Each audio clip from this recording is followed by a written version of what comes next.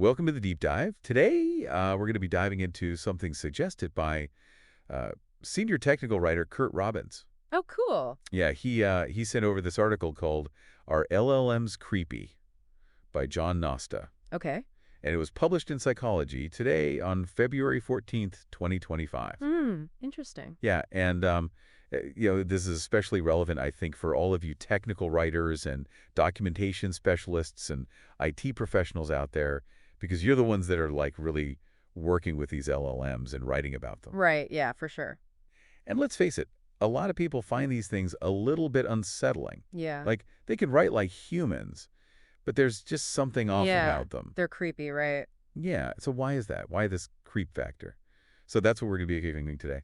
I think one of the things that's so interesting about it is that it connects to this idea we see in robotics too, called the uncanny valley. Oh, yeah. You know that feeling you get when a robot looks almost human, Uh-huh. but something just a little too artificial? Yeah. That's the uncanny valley, and Nosta's argument is that this same principle applies to how we perceive thought in AI. Interesting. These LLMs, they fall right into this gray zone of intelligence. It's like they're almost there, but not quite. Yeah. And that's what makes it so Uncomfortable. uncomfortable. Yeah, and it really challenges like how we define thinking. Like, what does it mean to think? Right. We tend to connect intelligence with consciousness, For sure. but LLMs really kind of blur that line. And, it's interesting because both humans and LLMs, in a way, they operate by recognizing patterns, right? Yeah. Like we see shapes in clouds, we make connections based on past experiences. Exactly. And at their core, LLMs are statistical machines. Okay. They analyze huge amounts of data, and they learn to predict what comes next in a sequence of words, Uh-huh. just based on the patterns that they've identified. Interesting. They don't think like humans, but the results can feel like they do. Yeah, which I think adds to that whole creepiness.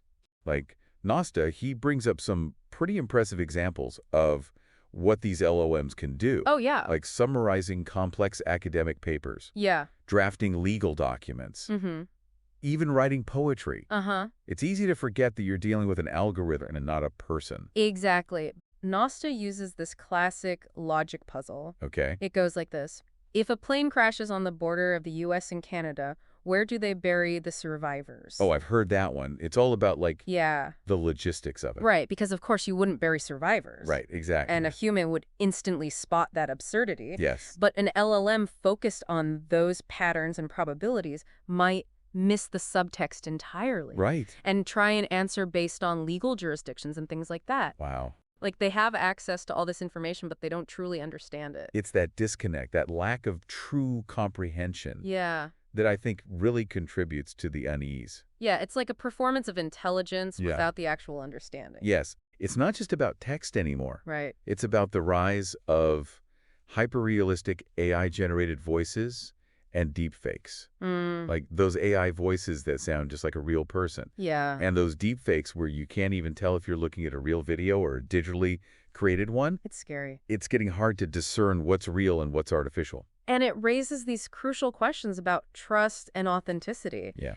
If we can't tell the difference, who do we believe? Right. What sources can we rely Who on? can we trust? And for folks in technical writing and communication, this is especially crucial Yeah. because you all are at the forefront of explaining these technologies Yeah. and helping people navigate these complexities. We're in a whole new era of communication where the lines between reality and simulation are blurring. It's a lot to process. It is a lot to process. Mosta seems to think that this creep factor isn't necessarily a bad thing, though, right? Yeah, he suggests we view it as an opportunity. Okay. Instead of fearing this unease, Yeah. we should embrace it. Okay. And see it as a chance to understand ourselves and our relationship with technology better. To understand ourselves better Yeah. through this technology. And it's not just about accuracy either. It's Yeah. also about voice and tone. Uh-huh. Like LLMs can mimic different writing styles, Yeah. but they don't understand the nuances of brand voice Right. or the importance of consistency in technical documentation. So we as technical writers, we have to be so mindful Yes. of how we're using these tools Yeah. and make sure that they're aligned with our communication goals. For sure. It's not just a set it and forget it situation. Not at all. And this is where I think, like, Yeah. understanding the different types of LLMs Uh-huh. and their training methods can be so helpful. It can be. Because some models are better at certain tasks than others. Right.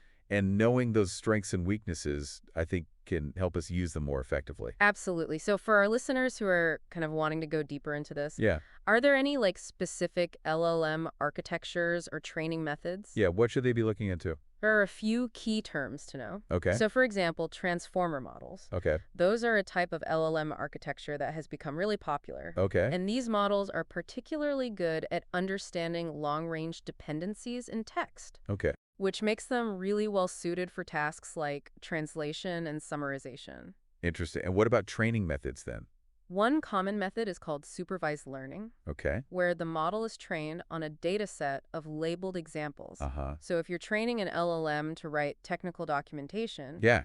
you'd feed it a data set of high-quality technical documents and basically tell it, like, Yep. this is good, this is what we're aiming for. So it's like giving it guidelines and example to learn from. Exactly. But then how do we ensure that the data we're feeding these models is itself unbiased? That's a great question, and it gets to the heart of responsible AI development. Yeah. Because if the training data is biased, the LLM will probably reproduce those biases in its output. Yeah, of course. So this is why it's so important to really curate that training data carefully Mm-hmm. and to use techniques like data augmentation to address any potential imbalances. It sounds like there's a real need then for technical writers and documentation specialists Oh, absolutely. to be involved in this process. To make sure that the LLMs are being trained on accurate, Yeah. unbiased, and relevant information. It seems like our role is kind of changing a little bit. I think so. Yeah. Yeah, your expertise in clear, concise, Uh-huh. and ethical communication is essential in shaping how these technologies evolve. So while there's this creep factor Yeah. associated with LLMs, Uh-huh.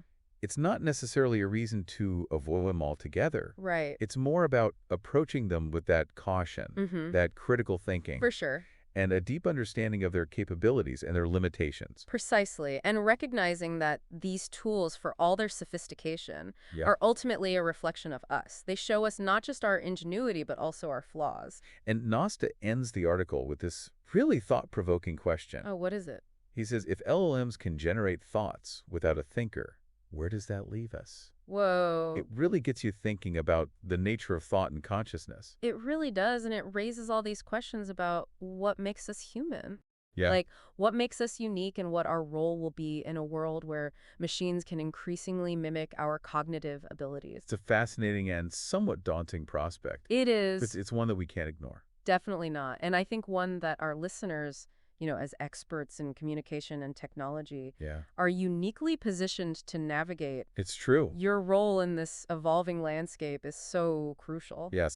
What advice would you give them for navigating these complex waters? I think the first step is acknowledging that creep factor. Right. Like, don't shy away from that feeling of unease. Yeah. Instead, use it as a springboard for deeper inquiry. Okay. Ask yourself, like, why do these technologies make me feel uncomfortable? What assumptions are they challenging? What ethical concerns do they raise? So, like, lean into the discomfort. Exactly. Don't avoid it. Yeah, and don't be afraid to ask those dumb questions. Oh, yeah. This field is evolving so rapidly. Right. And even experts are grappling with a lot of unknowns. It's true. Your curiosity, your skepticism, Uh-huh. those are valuable assets in this landscape. It's like we all need to become, like, AI literacy advocates in a way. I think that's a great way to put it. Yeah. And that includes understanding the limitations of these tools. Yeah. Remember the plane crash puzzle? Yeah. It's a good reminder that LLMs can be fooled by those surface-level patterns Yeah. and miss that deeper meaning. So critical thinking is key here. Absolutely. We can't just blindly accept the output Nope. of these models. We need to fact-check, Yeah. question assumptions, consider multiple perspectives. And be aware of the potential for bias, Oh, for sure. right? Because these LLMs are trained on massive data sets of human language. Exactly. So it sounds like this creep factor that we've been talking about, Yeah, it's not necessarily a bad thing. I don't think so. It's a signal that we're entering a new era of understanding, Hmm. an era where the lines between human and machine are becoming increasingly blurred. It's exciting and scary all at the same time. It is, and it's up to all of us, especially those working in TechCom, Yeah, to navigate this new landscape thoughtfully and responsibly. I agree. Well, thank you so much for this insightful conversation. It's been a pleasure. And to all of our listeners out there, Yes. keep exploring Keep questioning. and keep the conversation going. The future of AI and perhaps even the future of humanity depends on it. It really does. Thanks for joining us on the Deep Dive.